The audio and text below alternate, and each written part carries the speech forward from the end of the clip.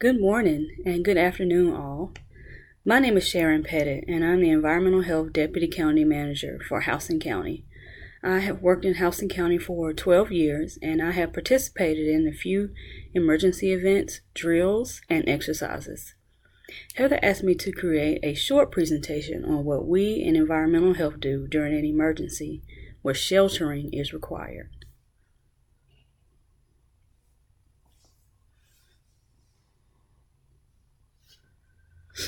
Just as you all have certain duties for which you are responsible for, we have certain duties as well. We are in charge of opening the shelters. Health inspectors perform food service inspections at the beginning of the event and at least daily during the event. We inspect the actual shelter, hopefully before it's needed and during the emergency event. If water supply is affected, we can inspect transported bulk water. We can test wells if needed. We verify that the facility has running water. We make sure that sewer is available, and if any issues come forth during the event, we ensure that it's repaired quickly. During these events, we may have to close and then reopen our usual facilities, including restaurants, hotels, motels, and campgrounds, and we might investigate bedbug complaints.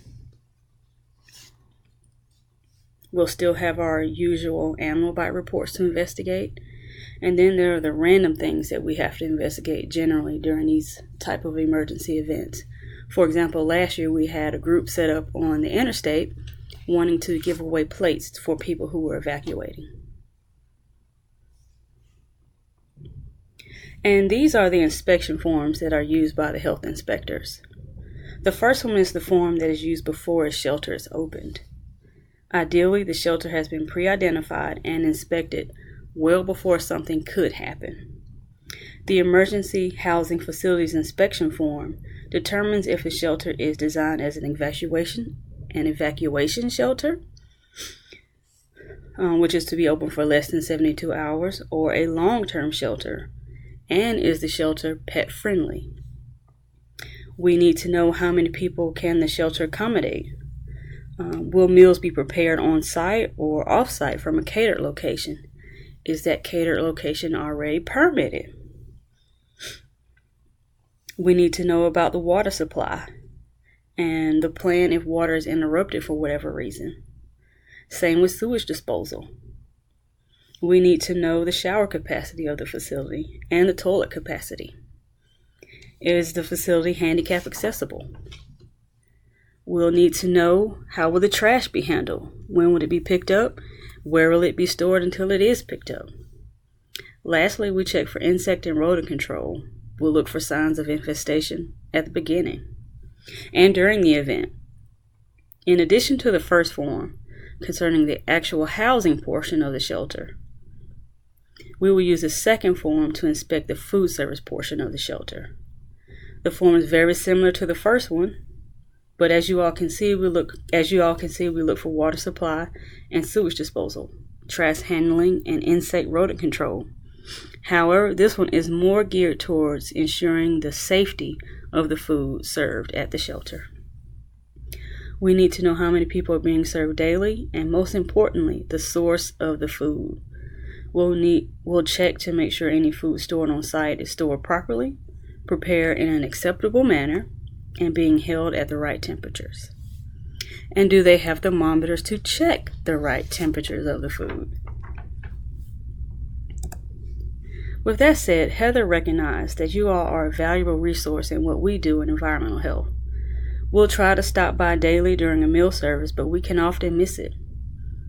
Therefore, if you all see or hear any issues, please let us know. Now, we're not asking you to be detectives or health inspectors, but you guys do hear things, so we want to let you know that you can report it to us. So I asked a few of my counterparts who have assisted in emergency events about the violations that they have found, and these are just a few. Our biggest issue is donated food. Good Samaritans will come to the shelter with food prepared in their homes. Although this is a kind act, the shelter cannot accept and serve food from an unknown source. Menu is another concern from last year, more specifically leftovers. The agency in charge of serving food to the shelter must keep cold food cold and hot food hot, and they must be checking these items with thermometers. Secondly, because of the nature of food service in a shelter, for the most part, leftovers cannot be reserved the next day. Food handlers in the shelter should have a large supply of gloves and use them when handling food that is ready to eat. You all should see hand washing, and there should be a supply of soap, paper towels, and a nearby trash can at all sinks. Ideally, utensils such as spoons, forks, and knives and plates are disposable. If not,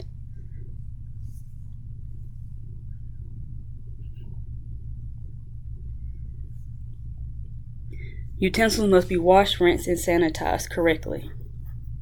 You should not see flies, roaches, or other pests in the shelter. Trash should never be overflowing because it can lead to flies and other pests. Many people in the shelter may have medications that require refrigeration. This medication must be labeled appropriately and stored separately from the food for the shelter. We will provide the shelter with signs like this one that highlight important aspects of keeping food safe. They are a reminder to food handlers and to you all on how to keep food safe.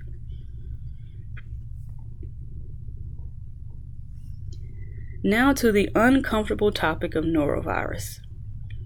If you all become aware of anyone experiencing vomiting or diarrhea, it must be cleaned up in a manner that will protect the person cleaning it up and the public. These are simple directions to handle what we call contamination events. Ideally, a person with no food service responsibilities will handle this. That person should be sent home to shower after cleaning it up as well.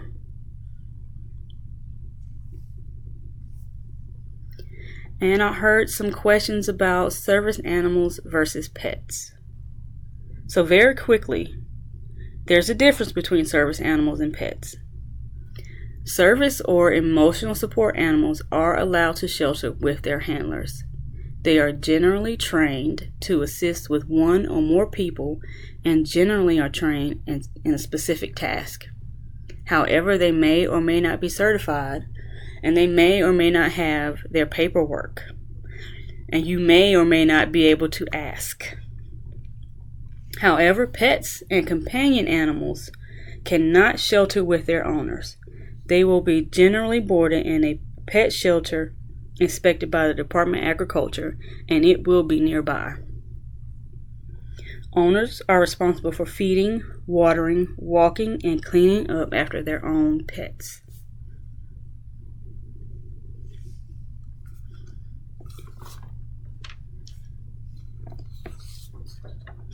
I once heard a representative from an agency responsible for providing meals to a shelter say, "Some people expect shelters to be more like a yacht, but all we provide is a life raft."